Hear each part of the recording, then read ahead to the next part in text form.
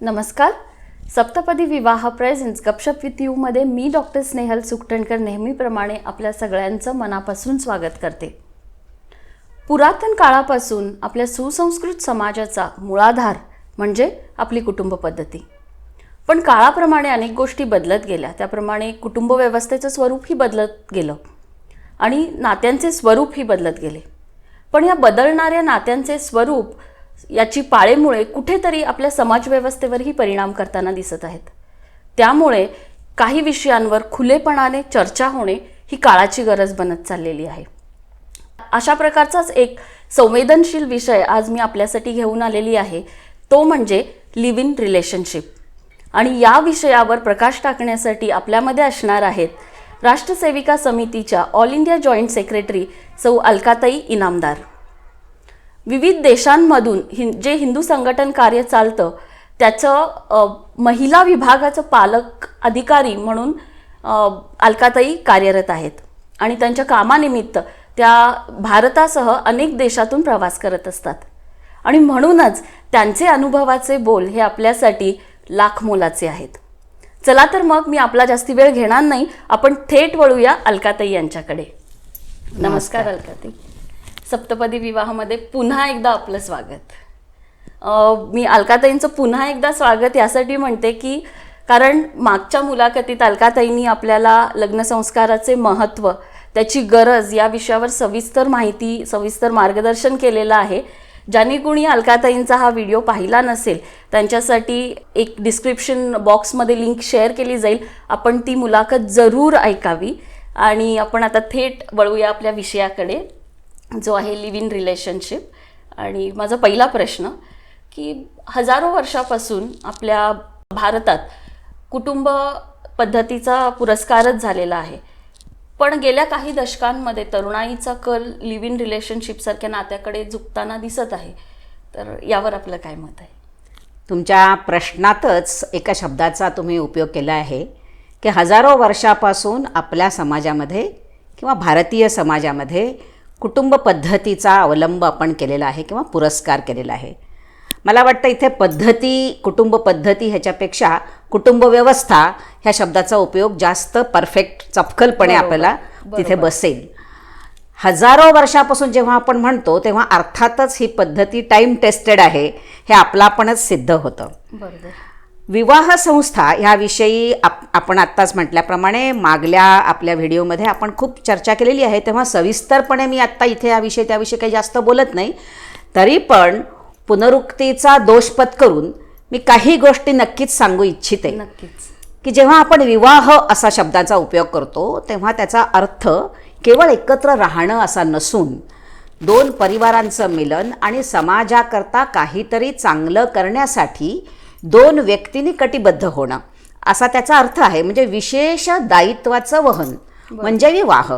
मग ह्या विवाहाविषयी ही जी कुटुंब व्यवस्था निर्माण झाली ती कशी काय झाली असा जर का आपण थोडासा विचार केला तर आपल्याला असं लक्षात येईल की जेव्हा आपण पद्धती शब्दाचा उपयोग करू तेव्हा साधारणपणे पुष्कळ वर्षापासून काही गोष्टींचं अनुसरण केल्यामुळे तयार झालेली एक पद्धत म्हणून त्याला आपण पद्धती असं म्हणतो. परंतु जेव्हा व्यवस्था असं आपण म्हणतो तेव्हा कोणातरी चिंतकांनी, द्रष्ट्यांनी, समाजाविषयी एक मनामध्ये उत्तम उद्दिष्ट बाळगणाऱ्या व्यक्तींनी काहीतरी विचार मंथन करून, चिंतन करून एक रचना जी बनवली ती व्यवस्था. आणि अशी आपली ही विवाह व्यवस्था किंवा कुटुंब व्यवस्था आहे. आणि ह्या व्यवस्थेमुळे आज अनेक प्रकारची आक्रमणं आपल्या देशावरती होऊन सुद्धा, म्हणजे सामरिक आक्रमणं झाली, सांस्कृतिक आक्रमणं झाली, तरीसुद्धा आपली संस्कृती जी टिकून राहिली किंवा समाजाचा एक मूळ गाभा जो टिकून राहिला तो खरोखरी आपल्या ह्या कुटुंब व्यवस्थेमुळेच टिकून राहिलेला आहे. आणि मला असं वाटतं अजूनही रिलेशन हा जो शब्द आहे की संबंध, तो विवाह संबंध आणि विवाहबाह्य संबंध. आता लिव्ह इन रिलेशनशिपला आपण कुठं बसवायचं, वैवाहिक संबंधामध्ये एका विवाहबाह्य संबंधामध्ये, इथं थोडंसं कन्फ्युजन निर्माण होत असतं. तर लिव्ह इन रिलेशनशिप हा शब्द जरी आपल्या कानावर आजकाल खूप आदळू लागलेला आहे तरीसुद्धा आपल्या समाजामध्ये सर्वसामान्यपणे इन जनरल आपण जर का विचार केला तर एवढी ही रिलेशनशिप मान्य झाली आहे, सर्वमान्य झाली आहे असं मला तरी दिसत नाही. म्हणजे मी पण पुष्कळ प्रवास करते, त्यामुळे मी समाजाचं निरीक्षण करू शकते. मला तरी असं वाटतं की काही अल्ट्रा मॉडर्न असं आपण ज्याला म्हणू शकतो असे युवक युवती म्हणा किंवा कॉस्मोपॉलिटियन सिटीज ह्यामध्ये हे दिसतं आहे. म्हणजे हे प्रमाण थोडं थोडं आता डोकावू लागलेलं आहे, आपल्या समाज व्यवस्थेमध्ये शिरकाव करू पाहतं आहे. हे तर आपल्याला मान्य करावंच लागेल. बरोबर बरोबर. पण याला कारणं काय असू शकतं? म्हणजे आता जे आपण सांगितलं ते अगदी खरं असलं तरी कारणं काही असू शकतात. बरोबर आहे. आता ह्याविषयी खूप विचार करण्याचीच गरज आहे की हे असं का वाटू लागलं, की जसं मी म्हटलं की टाईम टेस्टेड असून सुद्धा हे लिव्ह इन रिलेशनशिप कसं काय आपल्या समाजामध्ये घुसू पाहत आहे किंवा घुसण्यासाठी आपण थोडासा त्याला अवकाश देतोय, असं जर का आपण त्याच्याविषयी विचार करू लागलो तर त्याच्या पाठीमागे का हा प्रश्नाचं पहिल्यांदा उत्तर आपल्याला शोधावं लागेल. असं आपल्याला दिसतं आज समाजामध्ये की अर्थकेंद्रित समाजव्यवस्थेला आज मान्यता मिळायला लागलेली आहे. म्हणजे पूर्वी कसं असायचं, जरी संपत्ती असली तरी त्या संपत्तीचा शो ऑफ करणं म्हणा किंवा त्या संपत्तीचा केवळ आणि केवळ माझ्यासाठी उपयोग करणं म्हणा, अशी आपली जीवन पद्धती नव्हती. तर जी संपत्ती घरामध्ये असायची त्या संपत्तीचा उपभोग अनेकांना मिळत असे. केवळ त्या घरमालकाला किंवा यजमानाला नव्हे तर त्या घराच्या आधाराने राहणाऱ्या अनेक लोकांना त्या संपत्तीचा उपयोग करण्याची एक प्रकारची संधी म्हणूया किंवा एक प्रकारची व्यवस्था म्हणूया अशी होती.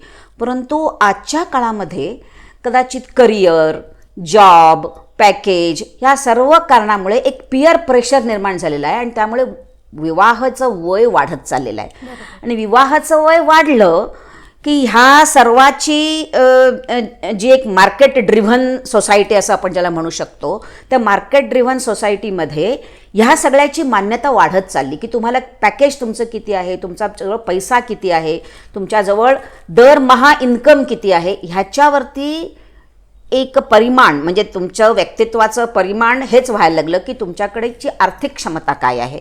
त्यामुळे असेल त्याच्या पाठीमागे आज समाज धावू लागला, अर्थव्यवस्थेच्या पाठीमागे समाज धावू लागला. त्यामुळे वय वाढत चालली. परंतु विवाहामुळे जी बंधनं स्वीकारावी लागतात किंवा एक जी बांधिलकी कर्तव्याची जाणीव करून घ्यावी लागते, त्याच्यासाठी वेळ नाही किंवा त्याच्यासाठी विचार करण्याची सुद्धा आपल्याकडे विचार करण्यासाठी सुद्धा वेळ नाही, अशी परिस्थिती कुठेतरी निर्माण झाली. परंतु निसर्ग थांबत नाही. निसर्ग तर शरीरावर परिणाम दाखवतच असतो आणि शरीर त्याप्रमाणे काही गोष्टींच्या आवश्यकतांना एक प्रकारे मागत असतो. त्यातून कुठून तरी मला वाटतं ही लिव्ह इन रिलेशनशिप खरं तर तसं म्हटलं तर आपल्या समाजामध्ये जी चपखलपणे बसत नाही अशी ही लिव्ह इन रिलेशनशिप पाश्चिमात्य संस्कृतीमधूनच आपल्या समाजामध्ये येऊ पाहते आहे. अनेक ज्या पाश्चिमात्य विचारधारेचे प्रभाव आपल्या समाजावर होत आहेत त्याच्यामधला हाही एक भाग आहे. परंतु ह्याकडे बघताना जिथे ही पद्धती फार वर्षापासून आहे, आता आपल्याकडे अलीकडे आपल्याला हे शब्द ऐकायला येत आहेत, परंतु लिव्ह इन रिलेशनशिप ही अनेक वर्षांपासून ज्या समाजामध्ये आहे त्या समाजातले त्याचे परिणाम वगैरे सुद्धा आपल्याला तिथे बघावे लागतील आणि मग आपल्याकडे ती यावी का न यावी ह्याच्यावर आपण विचार करावा लागेल. त्यामुळे का ह्या प्रश्नाचं उत्तर खूप सोपं नाही आहे, त्याच्या पाठीमागे खूप गुंतागुंतीचे विषय आहेत. साधी गोष्ट म्हणायची तर आजकाल छोटी छोटी जी कुटुंब झाली आहेत त्या छोट्या कुटुंबांना आई वडिलांच्या बरोबर किंवा नातेवाईकांच्या बरोबर राहण्याची सवय सुटली आणि त्यामुळे ती बांधिलकी नको वाटायला लागली. ती चांगलं का वाईट हा दुसरा मुद्दा आहे, परंतु परिणामस्वरूप असं झालं की बांधिलकी नको, मग विवाह केला की संपूर्ण बांधिलकी आली. कारण विवाह म्हणजे केवळ दोन व्यक्तींचं नाही, विवाह म्हणजे पूर्ण परिवार, कुटुंब, अनेक लोक ह्या सगळ्यांशी संपर्क संबंध त्यातनं यायला लागला. मग त्याच्या जबाबदाऱ्या हे सगळं आजच्या तरुणाईला कुठंतरी खटकतंय म्हणूया किंवा कुठंतरी त्याच्याविषयी प्रश्नचिन्ह आहे म्हणूया. ह्या सगळ्यातून ही लिव्ह इन रिलेशनशिपची जी एक संकल्पना आहे ती हळूहळू आपल्या समाजामध्ये शिरू पाहते आहे असं मला वाटतं. बरोबर. आणखी एक नवा ट्रेंड आजकालच्या तरुणाईमध्ये चालू आहे की त्यांना असं वाटतं की अरेंज मॅरेज म्हणजे काहीतरी एक डाऊन मार्केट प्रोसेस आणि लव्ह मॅरेज किंवा लिव्ह इन रिलेशनशिप म्हणजे समथिंग मॉडर्न, मोर लिबरल विचार आहेत असं. तर यावर आपलं काय मत आहे? प्रथम मी ह्या 2 शब्दांविषयी थोडंसं बोलू इच्छिते की मॉडर्न म्हणजे काय आणि लिबरल म्हणजे काय. आता लिबरल ह्या शब्दाचा जर का आपण अर्थ पाहिला तर उदार असा शब्द आहे की उदारमतवादी, की दुसऱ्यांचे जे विचार आहेत त्या विचाराला एक मान देऊन, रिस्पेक्ट देऊन त्याच्याविषयी मीही विचार करणं की ते बरोबर आहे का चूक आहे. ते मला बरोबर वाटेल किंवा चूक वाटेल, परंतु प्रथमदर्शनी एकदम ते लाथाडणं बरोबर नाही, तर त्याच्याविषयी जरा विचार करणं, नीट ऐकणं म्हणजे लिबरलपणा. बरोबर. तर असं आपण त्याचा एक डेफिनेशन आपण करू शकतो की कुठलाही तो विचार असेल, म्हणजे तो केवळ विवाह संस्थेविषयीचा विचार असण्याची गरज नाही, की समाजातल्या अनेक पद्धती, रीती, नीती ह्या सगळ्याविषयी जे नवीन विचार येतील त्याच्याविषयी पण चिंतन करणं. तो विषय चांगला असू शकतो, तो विचार नीट असू शकतो, असा एक भावना ठेवून, पॉझिटिव्ह आपला एक ॲटिट्यूड ठेवून त्याविषयी विचार करणं म्हणजे लिबरल. आता दुसरा शब्द तुम्ही वापरलात की मॉडर्न. मॉडर्न म्हणजे आधुनिकता असा आपण डेफिनेशन किंवा शब्दार्थ देतो, पण आधुनिकता ही केवळ पेहरावाने किंवा नीती नियम नाकारण्याने आधुनिकता येत नाही. तर आधुनिकता ही विचाराने विचाराच्या प्रगल्भतेने किंवा अनेक विषयांचं ज्ञान करून घेऊन अपडेट राहण्याने आपण मॉडर्न होऊ शकतो. त्यामुळे मॉडर्न लिबरल होणे म्हणजे अशा प्रकारचा काहीतरी एक नवीन प्रकार आहे, त्याचा न विचार करता स्वीकार करणे म्हणजे मॉडर्न किंवा लिबरल नव्हे. आता तुम्ही म्हणालात की अरेंज्ड मॅरेज म्हणजे मॉडर्न नाही असं बरेच लोकांना वाटतं, आणि त्याच्याबरोबर तुम्ही अजून एक शब्द वापरलात की लव्ह मॅरेज म्हणजे थोडंसं मॉडर्न आहे. खरं म्हणाल तर लव्ह मॅरेज आपल्या पुराण कालापासून आपण लव्ह मॅरेज पाहत आलेलो आहोत. उलट त्याच्या रसाळ कथा आपण गात आलेले आहोत, ऐकत आलेले आहोत.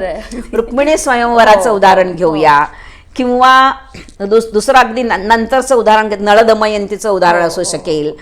किंवा आणि त्या लव्ह मॅरेजमध्ये केवळ म्हणजे शारीरिक आकर्षण नव्हतं, तर त्या पूर्ण व्यक्तित्वाविषयी भारून गेल्यामुळे जे निर्माण होणारे मनातील भावना होत्या त्यातून निर्माण झालेले विवाह संबंध म्हणजे लव्ह मॅरेज होतं.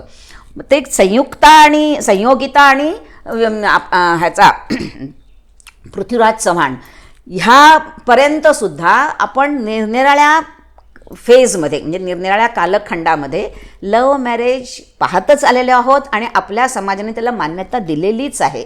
जोपर्यंत तुम्ही एखाद्या व्यक्तीविषयी अत्यंत तुमच्या मनामध्ये आदर, प्रेम, स्नेह आणि आकर्षण ह्या सगळ्याचा मिलाप होतो, तेव्हा तुम्हाला त्या व्यक्तीविषयी प्रेम वाटायला लागतं आणि असं वाटायला लागतं की आपण या व्यक्तीच्या बरोबर संपूर्ण जीवन व्यतीत करू शकतो, आणि म्हणून मग आपण शेवटी विवाह करतो, तेव्हा ते प्रेमविवाह होतो. पण शेवटी आपण जेव्हा असं बघतो की आपल्याकडे अनेक प्रकारचे विवाह सांगितलेले आहेत, केवळ प्रेमविवाह एवढाच नव्हे, राक्षस विवाह आपल्याकडे आहे, गंधर्व विवाह आपल्याकडे आहे, स्वयंवर आपल्याकडे आहे, परंतु ह्या सगळ्याचा शेवट कुठे आहे तर विवाहामध्ये आहे. म्हणजे शेवटी तुम्हाला विवाहाने जी कर्तव्य सांगितलेली आहेत, गृहस्थाश्रमामध्ये गेल्यानंतर समाजाकरता म्हणून जी नीती नियम सांगितले गेले आहेत किंवा जे विकसित झाले आहेत, ज्या योगे समाज सुदृढ राहील, समाजामध्ये कुठेही अव्यवस्था निर्माण होणार नाही, अशा प्रकारे जर का तुम्ही विवाह करणार असाल तर आपल्याकडे त्याला मान्यता आहेच. आणि अरेंज्ड मॅरेजविषयी म्हणाल तर अरेंज्ड मॅरेज आता प्रत्येकाला असा संगाती ॲक्सिडेंटली मिळणं हे सर्वसामान्यपणे प्रत्येकाला जमतं असं नाही, पण त्यामुळे प्रेमविवाह हे घडत असतात, कुठे ना कुठे ॲक्सिडेंटलीच घडत असतात. एखाद्या व्यक्तीला एखादी व्यक्ती अशी भेटते की ज्याच्यामुळे त्यांना असं वाटतं की अरे वा आपण संपूर्ण जीवन एकत्र करू शकतो. अशी व्यक्ती नाही भेटली तर म्हणूनसाठी अरेंज्ड मॅरेज आपली जी ही पद्धती आहे ही पद्धती त्याला एक सपोर्टिव्ह आहे. पूर्वी कसं असायचं की वधू किंवा वर हे उपवर झाले किंवा उपवधू झाली म्हणजे वयास विवाह योग्य वयापाशी ती आली की मग घरचे लोक, शेजारी पाजारी, नातेवाईक मंडळी आपल्या माहितीतल्या वधूवरांचं नाव, त्याला आपण स्थळ असं शब्द वापरतो, तर नाव, त्याचा आतापता किंवा तो काय करतो अशा प्रकारची माहिती एकमेकांसाठी शेअर करायचे. आणि मग त्यातून आई वडिलांना वाटायचं की हां हे स्थळ योग्य आहे किंवा हा वर आपल्या मुलीसाठी योग्य आहे किंवा ही वधू आपल्या घरासाठी योग्य आहे, असं जेव्हा आई वडिलांना प्रथम वाटायचं तेव्हा ते मुलापर्यंत किंवा मुलीपर्यंत त्याची सजेशन यायची. अर्थात हे मान्य करावं लागेल की एक कालखंड असा गेला ज्याला आपण मध्ययुग असं म्हणतो, की ज्या वेळेला विशेषे करून मुलामुलींचाच इन जनरली, परंतु विशेष करून मुलीच्या मनाचा किंवा तिच्या आवडीनिवडीचा कधी विचार केला गेला नाही. केवळ आणि केवळ फक्तच मोठी माणसं एकमेकांशी बोलून, त्याच्या पाठीमागे त्यांचा हेतू काही वाईट होता असं मी म्हणत नाही. त्यांचा म्हणजे मी कुठल्याही प्रकारे त्यांच्या हेतूविषयी मी क्वेश्चन मार्क निर्माण करत नाही आहे. तरी पण असं व्हायला लागलं होतं की मुलगा आणि मुलगी हे एक दुसऱ्यांना पसंत करत आहेत की नाही, किंवा त्यांचे स्वतःचे विचार एक दुसऱ्याशी जुळत आहेत की नाही, ह्याला फारसं महत्त्व राहिलं नाही. केवळ घर, संस्कार, सामाजिक स्टेटस, देणीघेणी ह्याच्यावरूनच वर आणि वधू असे ठरायला लागले आणि लग्न व्हायला लागली. नक्कीच हे चुकीचं होतं आणि मी म्हणून म्हटलं की अपडेशन नेहमीच पाहिजे. आणि त्यामुळे आपोआपच हळूहळू त्याच्यावरती समाजचिंतकाने, विचारवंतांनी टिप्पणी करायला सुरुवात केली. आणि त्यातून असं आता हळूहळू आपण दिसतं की जरी अरेंज्ड मॅरेज असलं तरी आपण वधूवरांना एकमेकांशी बोलायला अवकाश देतो. त्यांना म्हणतो की तुम्ही एकमेकांचे विचार जाणून घ्या, एक दोनदा तीनदा भेटा आणि मग काय ते तुमच्या निर्णयापर्यंत या, असं आपण सांगतो. त्यामुळे अरेंज्ड मॅरेज हे लव्ह मॅरेजचं बॅकग्राऊंड तयार करतं असं म्हटलं तर ते काही चुकीचं नाही आजच्या काळामध्ये. दुसरं असं की जेव्हा अरेंज्ड मॅरेज होतं ना, तेव्हा आता प्रेमही नवीन असतं आणि ते नवीन प्रेम असताना लग्न होतं. मग प्रेम अंकुरित होत असताना लग्न होतं. आणि त्यामुळे थोडाशी रोचकता, थोडंसं कुतूहल, त्या व्यक्तीविषयी वाटणारं आकर्षण हेही हिरवं असतं किंवा ताजंतवानं असतं. असं जर का आपण म्हटलं तर त्याच्यात एक गोडी निर्माण होते. आता प्रेमविवाह जर का तुम्ही एका ठराविक वेळेपर्यंत प्रेम काय आपण त्याला शब्द वापरून माझ्या लक्षात येत नाही आहे, परंतु त्या प्रेमाच्या गप्पा किंवा भेटीगाठी ह्या तुम्ही केल्यात आणि नंतर तुम्ही विवाह केलात, खूप छान आहे. परंतु प्रेमविवाह करण्यासाठी केवळ आपण असे नुसते ट्रायल अँड एरर करत गेलो तर त्यातनं काही निष्पन्न होणार नाही. कारण हे प्रेम हे शेवटी हृदयातनं उत्पन्न होतं. बरोबर. त्यामुळे ते हृदयाला पटल्याशिवाय ती व्यक्ती प्रेमविवाह पण होत नाही. म्हणून प्रेमविवाह हा आपल्या समाजाने केव्हाही मान्य केलेलाच आहे. त्याला कुठेही आपण टॅबू मानलेलं नाही आहे किंवा कुठेही कलंकित तो आहे ते संबंध असं मानलेलं नाही आहे. पण कुठल्याही संबंध शेवटी विवाहामध्ये कसे त्याचं फलित होईल हे मात्र आपल्या समाजाने नेहमी म्हटलेलं आहे की नंतर तुम्हाला विवाह करून एका गोड बंधनात एकत्र यायचं आहे. आणि ते बंधन केवळ तुमच्या दोघांसाठी नाही आहे, तर ते केवळ तुमचा परिवारच नव्हे तर समाजाकरता काहीतरी चांगलं फलित त्यातनं उत्पन्न होईल, ह्याच्याकरताच तो विवाह संस्कार मानलेला आहे. जेव्हा व्यक्ती तिचं अस्तित्व आईच्या गर्भामध्ये असताना जाणवतं की आईच्या गर्भामध्ये कुठला तरी एक जीव आता म्हणजे व्यक्त होणार आहे, तेव्हापासून आपल्याकडे हे संस्कार मानले गेलेले आहेत. 16 संस्कार असं आपण त्याला म्हणतो. त्यातला विवाह हा पण एक संस्कार मानलेला आहे.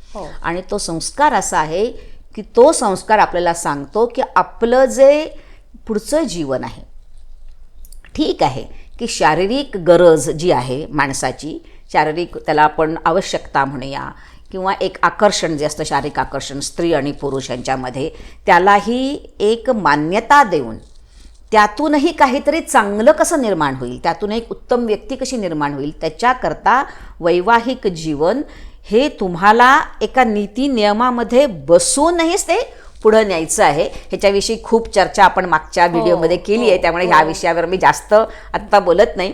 परंतु एकूणच आपल्याकडे ही विवाह संस्था ही जी आहे, ही विवाह संस्था ह्याकरता आहे की ज्याच्यामुळे वैयक्तिक कल्याण आपलं स्वतःचं करता समाजासाठी सुद्धा आपण अत्यंत उत्तम असं काहीतरी देऊ शकतो, अशा प्रकारचं आपलं जीवन असावं आणि ते सार्थक जीवन जगण्यासाठी योग्य वातावरण असावं, ह्याकरता विवाह संस्था किंवा विवाह व्यवस्था आपल्याकडे निर्माण झाली आहे. म्हणून आपण असं म्हणूच शकत नाही की हे डाऊन ट्रोडन आहे किंवा हे डाऊन मार्केट आहे. नाही आहे, हे नेहमीच आहे, हे सदाकाल राहणार आहे, चिरंतन आहे. बरोबर. खूप छान पद्धतीने सांगितलं अलकाताई आपण. पण मी पुन्हा आपल्या प्रिव्हियस टॉपिकला येते थोडंसं की आपण समाजाच्या विषयी बोलतोय, तर एका सशक्त समाजाच्या बांधणीसाठी लिव्ह इन रिलेशनशिप सारख्या नात्यांचे काय पडसाद उमटू शकतात? खरोखरीच हा एक थोडासा गंभीर प्रश्न आहे. प्रश्न, समस्या, प्रॉब्लेम काय आपण ह्याच्यासाठी शब्द वापरू, तो खूपच म्हणजे ज्याच्याविषयी गहन चिंतन व्हायला पाहिजे अशा प्रकारचाच हा शब्द आहे. मला असं वाटतं की आजकाल एक समाजामध्ये मी मगाशी पण म्हटल्याप्रमाणे मार्केट ड्रिव्हन सोसायटी झालेली आहे. त्याच्यामुळे आत्मकेंद्रितता खूप आलेली आहे. केवळ जीवनामध्ये भौतिकतेला खूप आपण प्राधान्य देऊ लागलो आहोत. हवं सुख हवं, परंतु ते सुख कुठल्या मार्गाने मिळवावं ह्याच्याविषयी आपण आज चिंतन करत नाही आहोत कुठंतरी असं वाटतं. आपल्या संस्कृतीमध्ये सुख उपभोगायला आपल्याला पूर्णपणे अनुमती आहे. असं कुठेच म्हटलेलं नाही आहे की सगळ्यांनी 100% संन्यास घ्यावा. प्रत्येकाने सर्व प्रकारचं सुख अनुभवावं ह्याच्याकरता आपल्याकडे 4 पुरुषार्थ सांगितले की ज्याच्यामध्ये धर्म, अर्थ, काम आणि मोक्ष. अर्थ म्हणजे अर्थार्जन, तुम्ही अर्थार्जन करा. काम म्हणजे त्याचा उपभोग पण घ्या. परंतु धर्म आणि मोक्ष ह्या 2 किनाऱ्यांच्या मध्यात अर्थ आणि काम ठेवा. त्याच्या पलीकडे त्यांना जाऊ देऊ नका. अशा प्रकारचे संस्कार आपल्या समाजामध्ये खूप पूर्वीपासून आजतागायत आपण बाळगून आणलेले आहेत. त्यामुळे काम किंवा अर्थ ह्याचा उपभोग घेण्याची अनुमती आपल्याला आहे, परंतु त्यालासुद्धा काहीतरी एक धर्माचा आधार असावा, नीतिनियम असावा, अशी आपली एक चिंतनाची शैली आहे. आता ह्या लिव्ह इन रिलेशनशिपमध्ये काय काय होऊ शकेल असा जर का आपण विचार केला तर लिव्ह इन रिलेशनशिपमध्ये कुठली बांधिलकी नाही, कुठली कमिटमेंट नाही. तुम्हाला जर का असं वाटलं की 1-2 वर्षानंतर की नाही बाबा आपलं जमत आहे, तर डायव्होर्स घ्यायची पण गरज नाही. तुम्ही कुठल्याही दिवशी उठून चालायला लागू शकता. मग हे बांधिलकी नसलेलं किंवा कुठल्याही प्रकारच्या नीती नियमामध्ये न बसणारं हे जे जीवन आहे, त्या जीवनाचं फलित काय मिळणार आहे, त्यातून काहीतरी चांगलं निष्पन्न होणार आहे का, ह्याचा आपण खरंच विचार करायला पाहिजे. आता अपत्य जे होईल ह्यातून, आता अर्थातच लिव्ह इन रिलेशनशिपमध्ये जे असतात ते सर्वसाधारणपणे अपत्य नाकारण्याकरताच लिव्ह इन रिलेशनशिपमध्ये असतात असं मी म्हटलं तर कदाचित थोडी अतिशयोक्ती असेल, परंतु अवास्तविकता तर नाही आहे. वास्तविकता त्याच्यामध्ये हीच आहे की कुठल्याच प्रकारचं कमिटमेंट नको ना, आईवडिलांची जबाबदारी. कारण विवाह केला की सुनेला सासरच्या घराला आपलं म्हणावं लागतं किंवा सासू सासऱ्यांची पण जबाबदारी माझी आहे म्हणावी लागतं. तसंच जावयाला सुद्धा, म्हणजे आपल्या पत्नीच्या म्हणजे जे आई वडील असतील किंवा त्याच्या जे घरचे लोक असतील त्यांची पण जबाबदारी माझी आहे हे मान्य करावं लागतं. असं मुळीच नाही आहे की मुलाला पत्नीच्या आईवडिलांची जबाबदारी अजिबात घ्यायची नाही आहे. काही ठिकाणी फक्त दोन्ही जर का किंवा 1 किंवा 2 फक्त मुलीच असतील आजच्या काळामध्ये, तर त्याची खरी पूर्ण जबाबदारी जावयाला पेलावीच लागेल. म्हणून मग आजकाल ना तुझ्या नातेवाईकांची जबाबदारी माझ्यावर ना माझ्या नातेवाईकांची जबाबदारी तुझ्यावर, आपल्या दोघांनाही कुठल्याच प्रकारची जबाबदारी नको, कुठल्याच प्रकारचं दायित्व नको. आपण केवळ आणि केवळ सुख अनुभवूया. ह्या एका विचाराच्या पद्धतीमधून म्हणूया किंवा ह्या विचाराच्या एका धारेमधून म्हणूया, अशा प्रकारच्या जीवन पद्धतीचा कुठेतरी उगम झाला असेल. परंतु ह्याच्या पाठीमागे खूप मोठी समस्या, जेथे ही पद्धत अनेक वर्षापासून आहे तिथे उत्पन्न झालेल्या दिसतात. आणि स्त्री स्वभावामुळे म्हणा, जर ह्यातून अपत्य निर्माण झालं तर अशा अपत्यांची पूर्ण जबाबदारी स्त्री सांभाळते आहे असं दृश्य आज पाश्चिमात्य देशातून दिसतं. म्हणजे मी हे स्वतः बघितलेलं आहे की पुष्कळदा प्रवासामध्ये असं मला दिसतं की आई आणि 1 मूल किंवा 2 मूल असे प्रवास करत असतात. आणि जर का आपल्याला वेळ असेल आणि त्यांनीही थोडीशी उत्सुकता दाखवली आणि चर्चेला सुरुवात झाली तर लक्षात येतं की ही बाई एकटी ह्या मुलाचं सगळं काही जबाबदारी घेऊन संगोपन जे करायचं ते करते. मग वडील कुठे आहेत असा दुखरा प्रश्न जर का आपण विचारला तर ती सांगते, त्या जगामध्ये ती आरामात सांगते की नाही आमचं लिव्ह इन रिलेशनशिप होतं, परंतु ॲक्सिडेंटली मूल जन्माला आलं. तो म्हणाला मला काही नाही त्याची म्हणजे गरज नाही आहे, पण मी आई आहे ना, कुठेतरी माझं हृदय दुखतं म्हणून मग मी ह्याची जबाबदारी घेतली. हे तिथं ती आरामात सांगते. पश्चिमेच्या जगामध्ये आपल्या इथे असा प्रश्न विचारणं हे सुद्धा एखाद्या बाईला आवडणार नाही. म्हणून मी दुखरा प्रश्न असं म्हटलं. तो प्रश्न तिला दुखरा वाटू शकेल, परंतु मग अशा मुलांची जबाबदारी कोण घेणार हा प्रश्न कायम राहील. किंवा मग नकोच नको. आणि काही एका वयानंतर जेव्हा असं वाटायला लागतं की पाहिजे आपल्याला अपत्य कोणीतरी, आपलंही प्रेम कोणावर तरी आपण असंही एक प्रेम द्यावं, निखळ प्रेम ज्याला आपण म्हणतो, की ज्याच्यामध्ये कुठलं शारीरिक आकर्षण नाही, कुठली अपेक्षा नाही, एक निखळ प्रेम आपण द्यावं, असं जेव्हा माणसाला वाटायला लागेल तेव्हा मग दत्तक घ्यावं का असाही प्रश्न त्यांच्या मनामध्ये निर्माण होऊ शकतो. परंतु दत्तक विधानाला सुद्धा आई आणि वडील असं एक प्रोटेक्शन जे लागतं बरोबर. त्या मुलाला, त्या बाळाला, ते प्रोटेक्शन ह्या रिलेशनशिपमधनं मिळेल का. त्यामुळे एकूण समाजाचा आपण जर का विचार केला आणि प्रत्येक व्यक्तीने आपलं जीवन जगताना केवळ मी आणि माझा असा विचार न करता माझ्या जीवनातून समाजासाठी काहीतरी मी करू शकलो, खूप चांगलं आहे, नाही तर कमीत कमी समाजाचं अहित तरी कमीत कमी नाही होणार, असा जरी विचार मनामध्ये ठेवला ना, तर कुठेच समाजामध्ये ज्याला आपण स्वैराचार असा शब्द वापरू शकतो, खरंय. हा स्वैराचार नाही निर्माण होणार. स्वातंत्र्य आणि स्वैराचार ह्याच्यामध्ये कुठेतरी एक बारीक रेघ आहे, ती कधी ओलांडली जाईल हे आपल्याला कळत नाही. म्हणून स्वातंत्र्य आपल्याला हवं, त्याबद्दल प्रश्न नाही, प्रत्येक व्यक्तीला स्वातंत्र्य हवं, पण व्यक्ती स्वातंत्र्याचा अतिरेकसुद्धा असता कामा नये, ज्यातून आज पाश्चिमात्य देशामध्ये ओकिझम हा प्रकार निर्माण झालेला आहे, की व्यक्ती स्वातंत्र्य, व्यक्तीला जे वाटेल ते त्यांनी करावं, दुसऱ्या कोणाचाच विचार करायचा नाही. शाळेत जायचं असेल तर जायचं, नाही जायचं तर नाही जायचं, नोकरी करायची तर करायची, नाही तर सरकार जो देईल त्याच्यावरती जगायचं, कुठलेच नियम मला पाळायचे नाहीत असं जेव्हा वाटायला लागतं व्यक्तीला, तेव्हा तो व्यक्ती स्वातंत्र्य न राहता तो स्वैराचार बनतो. हा स्वैराचार बनायचा नसेल तर कुठेतरी नीती नियम ह्यांना एक आपण मान्यता दिली पाहिजे. म्हणून लिव्ह इन रिलेशनशिप हा प्रकार ह्याच्यामध्ये कुठे बसतो असा आपण जर का नीट बारकाईने विचार केला तर असं वाटतं की लिव्ह इन रिलेशनशिप हा कुठेतरी स्वैराच्याकडे झुकतोय का काय. मग आपल्याला त्याला मान्यता द्यायची का नाही द्यायची ह्याच्याविषयी खूप सखोलपणे विचार करावा लागेल. अनेक मला वाटतं की समाजाचं हितचिंतन करणारे जे व्यक्ती असतील त्यांनी एकत्र येऊन ह्या विषयाविषयी खूप चिंतन करावं, त्याच्यावरती प्रकाश टाकावा आणि नक्की हे ठरवावं वैवाहिक संबंध, किंवा त्याला मी आणखीन थोडं फ्रँकली असं बोलेन की जे शारीरिक संबंध आहेत त्या शारीरिक संबंधाला एक नैतिक आधार असावा, की स्वैराचारपणे नैतिक आधार नसताना कुठल्याही बांधिलकीशिवाय हे शारीरिक संबंध ठेवले तरी चालतील का, अशा प्रकारचं विचारमंथन होण्याची आज गरज आहे.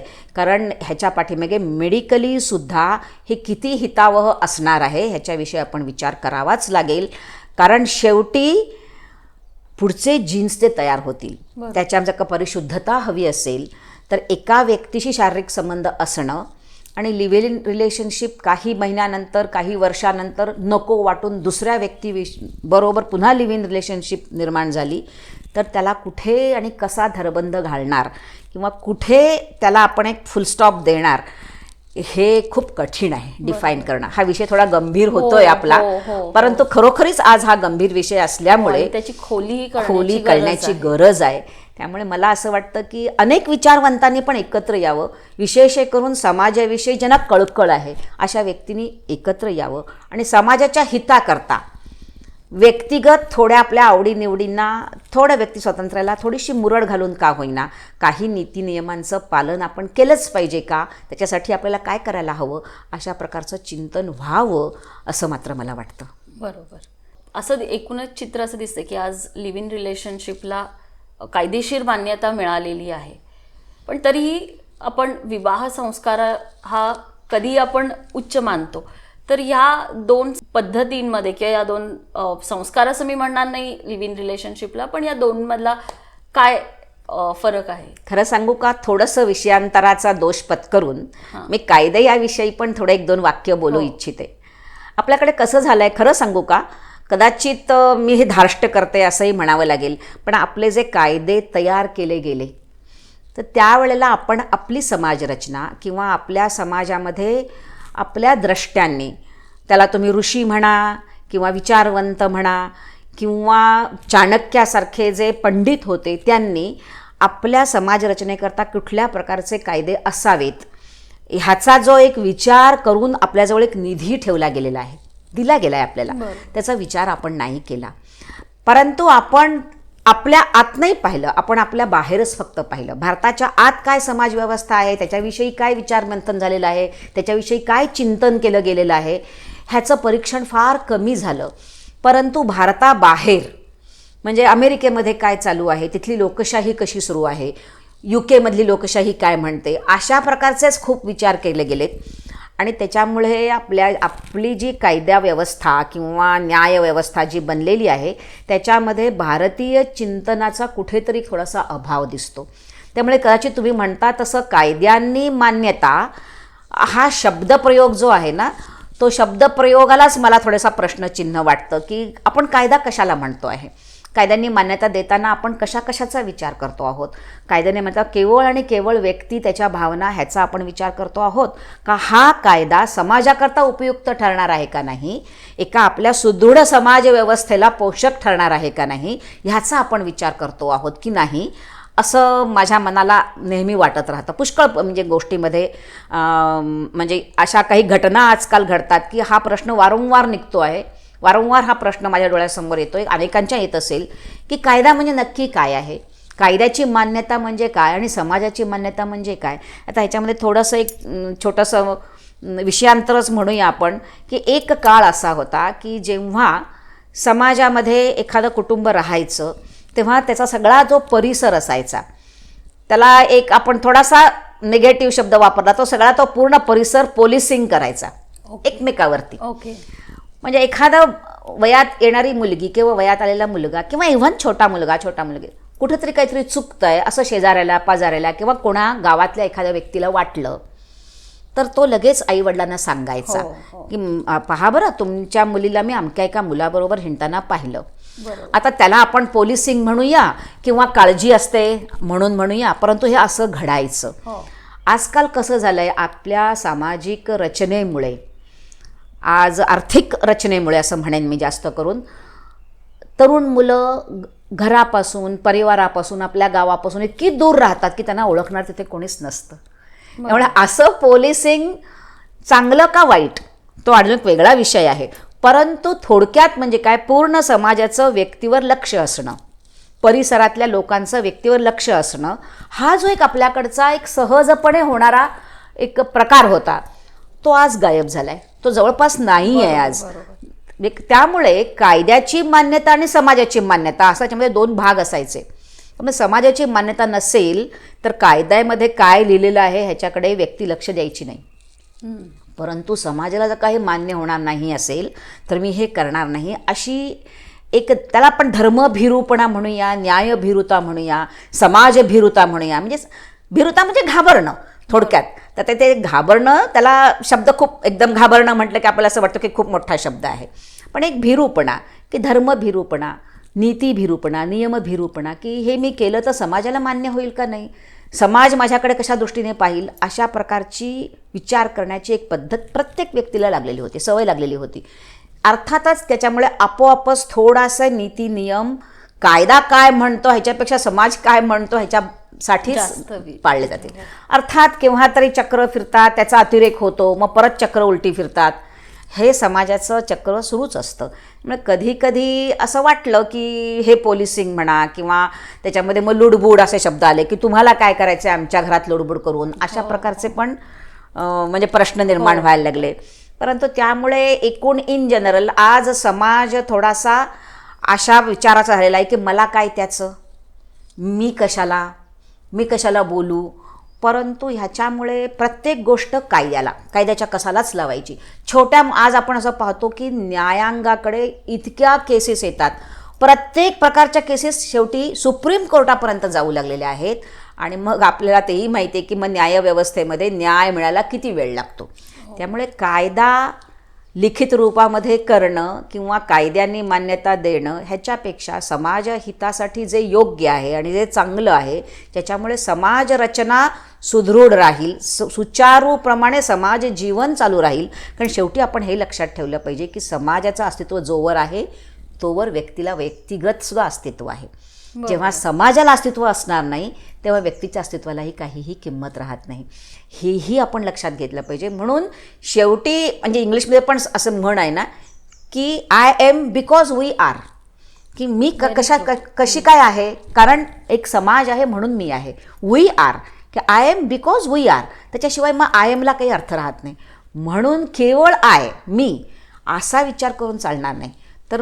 एकूण इन जनरल संपूर्ण आपली जी ही व्यवस्था आहे ती आज कित्येक युगानुयुग चालत आलेली जी व्यवस्था आहे ती पूर्ण एकदम नाकारून टाकण्यासाठी नाही आहे. ठीक आहे, त्याच्यामध्ये काही दोष आलेले असतील कालांतराने, त्याच्याविषयी आपण चर्चा करावी, ते दोष कसे आपण त्याचं निवारण करावं याविषयी नक्कीच आपण चिंतन करावं. दोष असतील तर ते म्हणूनच म्हटलं लिबरल, अशा बाबतीत आपण लिबरल झालं पाहिजे. म्हणून ते दोष असतील तर त्याचं आपण निवारण करावं. परंतु केवळ आणि केवळ पाश्चिमात्य देशामधून अशा प्रकारची एक पद्धत आहे म्हणून ती आपण स्वीकार करावी असं मात्र असता कामा नये. तर त्यासाठी खूप मोठं चिंतन व्हावं, कारण हे केवळ एका व्यक्तीच्या जीवनाशी निगडीत नाही आहे, परत मी म्हणेन की ते समाजाच्या जीवनाशी निगडीत आहे. अगदी बरोबर, अगदी. पण अलकाताई, असंही आजकाल दिसतं, म्हणजे काही वयस्कर मंडळीही लिव्ह इन रिलेशनशिपमध्ये राहताना दिसत आहेत. म्हणजे त्यापाठी कदाचित एकटेपणाची भावना असेल, मानसिक असुरक्षितता असेल, ही प्रामुख्यानं कारणं असतील ही खरी. मग अशा वेळी वैयक्तिक आनंद महत्त्वाचा, मानसिक आधार महत्त्वाचा की समाजमान्य मर्यादा? खरंच खूप ट्रिकी प्रश्न विचारलाय तुम्ही. परंतु पुन्हा मला असं वाटतं की आपण ह्या प्रश्नाच्या मुळामध्ये जाऊन विचार करावा की हा एकाकीपणा का आला, ही असुरक्षितता का वाटायला लागली. मग 50 वर्षापूर्वी ह्या वयातील माणसांना, जेव्हा तुम्ही म्हणालात की मोठी माणसं, म्हणजे अर्थातच तुमचं असं म्हणणं आहे की 60-65 हे वय ओलांडलेली माणसं, तर ह्या माणसांना मग हा एकाकीपणा जाणवत नव्हता का, ही असुरक्षितता वाटत नव्हती का?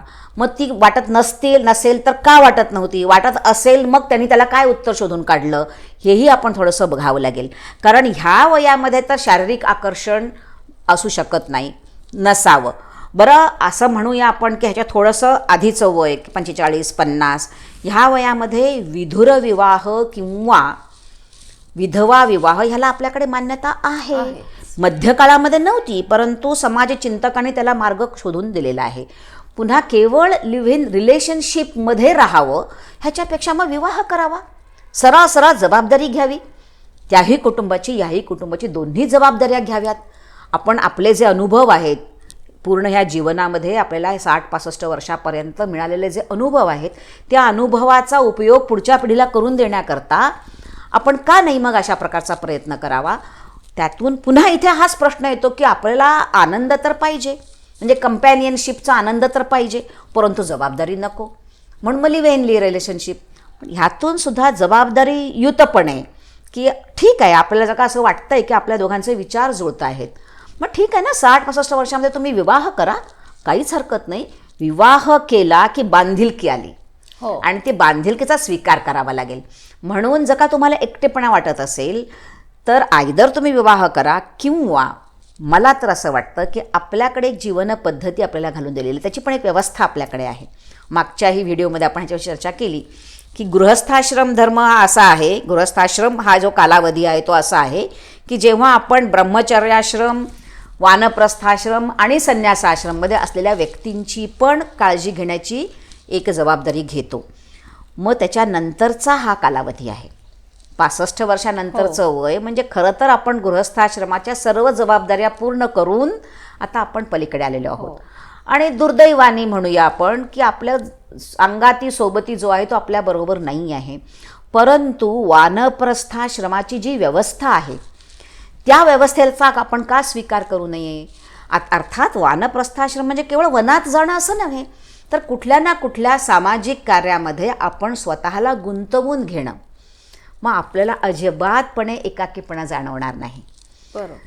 दुसरं असं आहे की जेव्हा आजच्या काळाप्रमाणे आपली मुलं तरुण आहेत, त्यांच्या संसारामध्ये आहेत आणि आपण दोघंच मागे आहोत म्हणजे मला म्हणायचं की छोट्या गावामध्ये आहोत, आपली मुलं नोकरीनिमित्त कुठे बाहेर गेलेली आहेत, त्यावेळेला आपण तो आनंद एक अनुभवला की जबाबदारी आता मुलांची वगैरे मला काही सांगू नका, आम्ही दोघं जरा आनंदात आहोत.